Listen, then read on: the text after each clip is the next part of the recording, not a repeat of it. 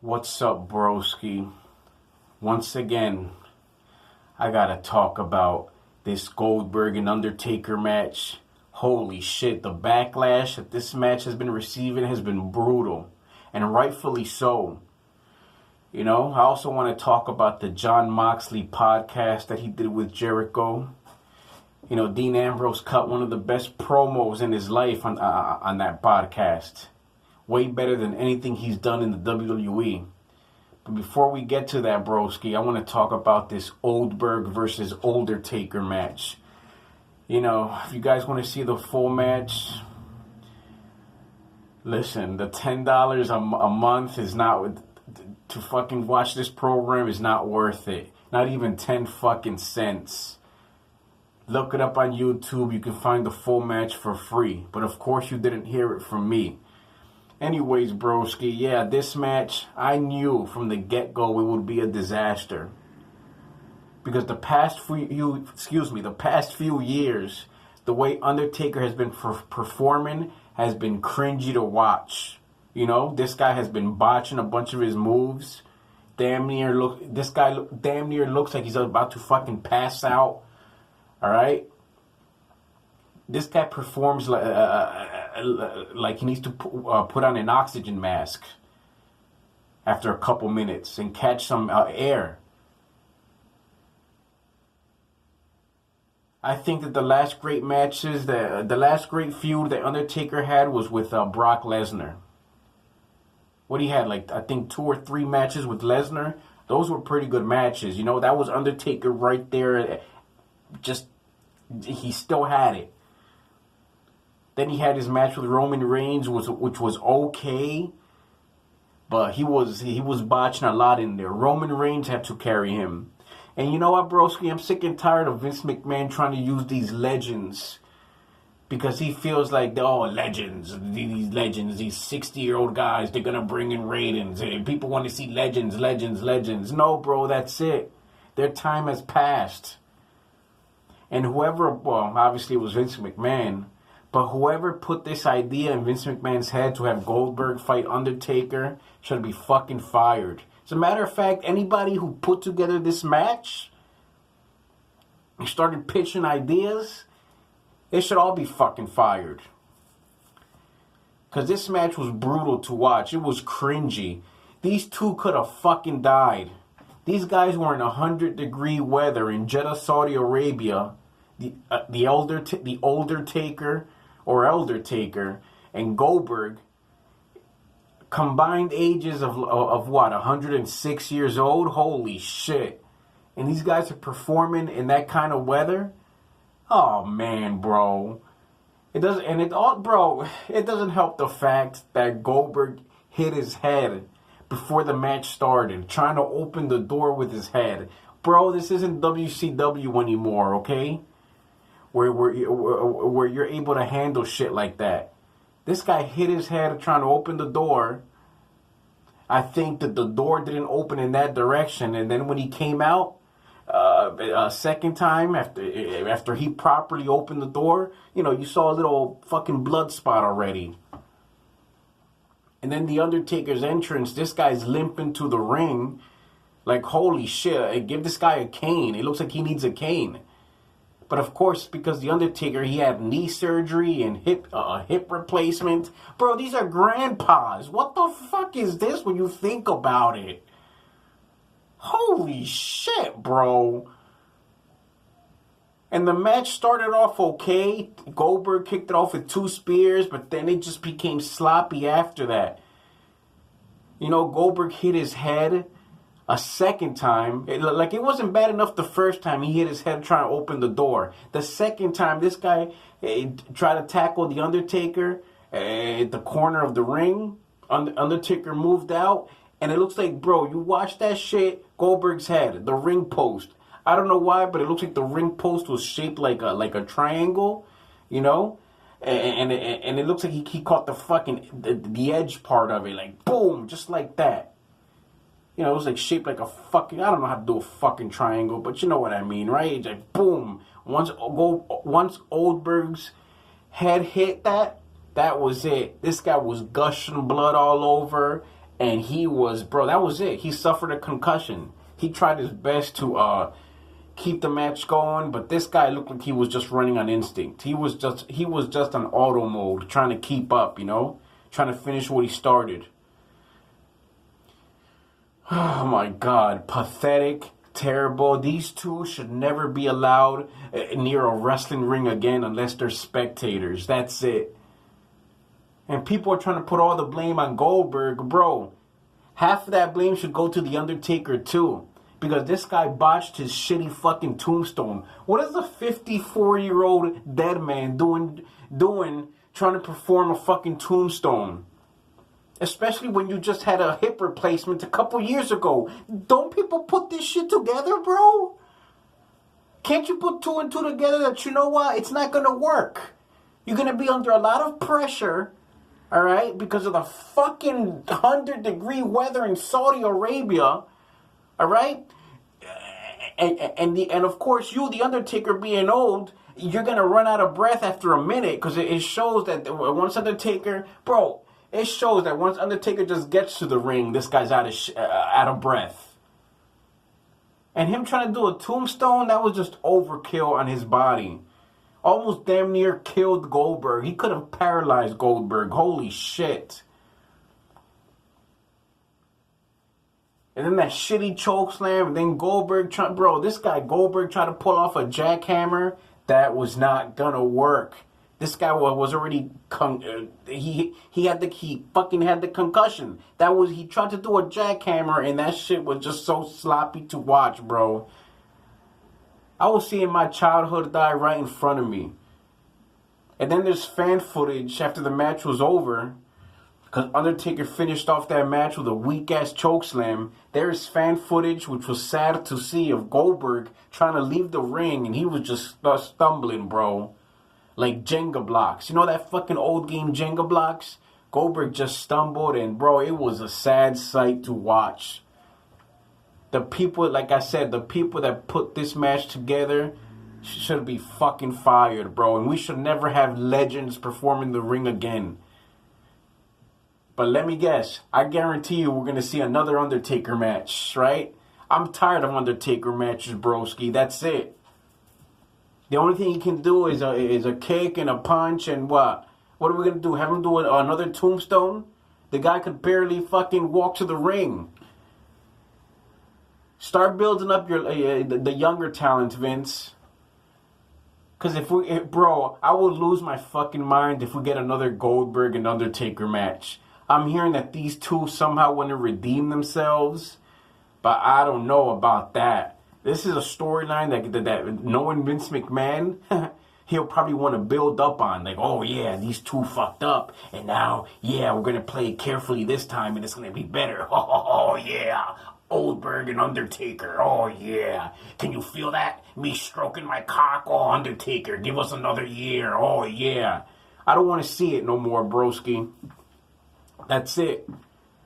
This is just another stain on their legacy. This horrible fucking match.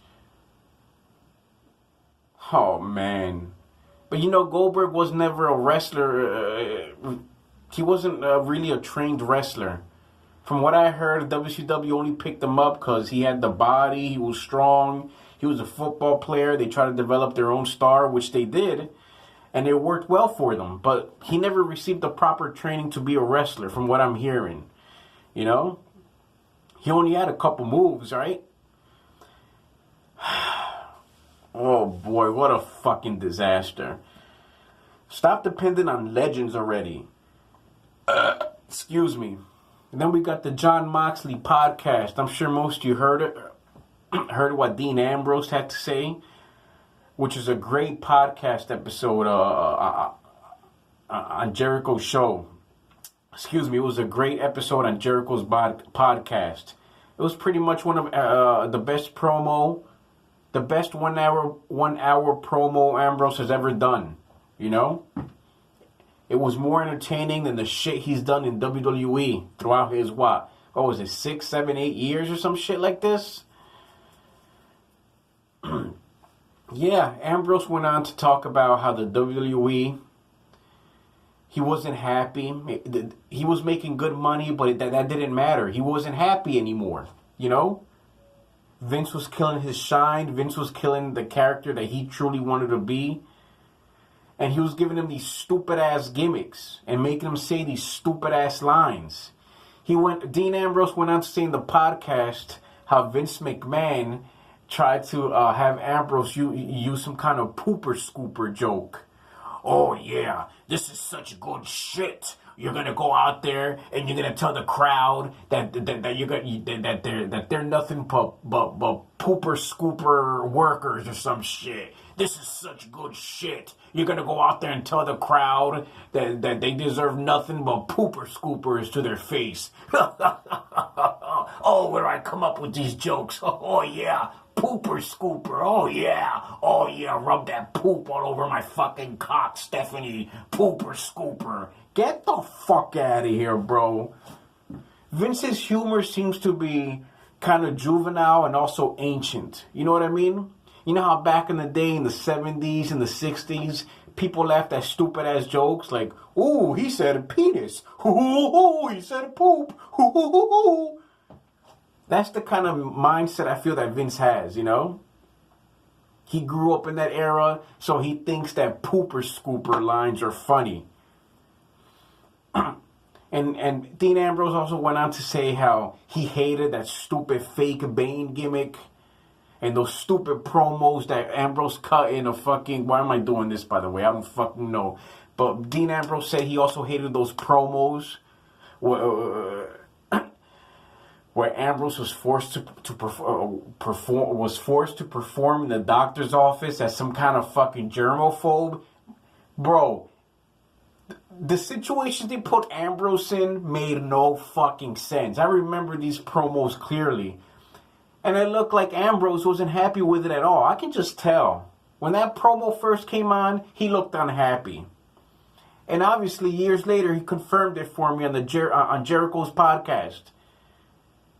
You know, I think most of you remember that, right? Ambrose was on the Titantron screen, right? And he was telling the crowd how they're a bunch of diseases, that they're a bunch of sick, diseased freaks, and that he's over here at the doctor's office and he's getting these shots with a long needle up his ass. For some reason, Vince McMahon thought this was supposed to be funny, but it was cringy. Cringy as fuck, bro. Ambrose getting needle shots up his ass, and then his gimmick was him coming out dressed as Bane in a hazmat mask. Does this make any sense to you? It sure fucking doesn't. And then he went on to talk about he didn't mention it in the podcast, but he mentioned it in a separate interview, how he had way better ideas for the Brock Lesnar match. I think, what was it, at WrestleMania 32 or 33? And they all got shot down. But when he explained what he tried to do with Lesnar on this interview that Ambrose did, holy shit, Ambrose had some pretty good ideas. Bro, they just put Ambrose in a bunch of goofy-ass situations, you know? The problem with Vince nowadays, broski, is that he seems to be out of touch. And that he likes to micromanage everything. Don't get me wrong, a lot of the blame goes on the writers too, you know? Because it seems like they're a part of this horse shit. They write a lot of this stupid fake horse shit that Ambrose didn't want to read, you know, these stupid lines. Bro, what is that? I think full creative control should be given to the wrestlers. And if it sounds too stupid, okay, let them get some critiques from the office or something. I don't fucking know, bro. But this shit about micromanaging and telling and putting wrestlers in stupid gimmicks and stupid promos needs to stop. The fuck out of here, pooper scooper. That's nowhere near funny. Oh, man.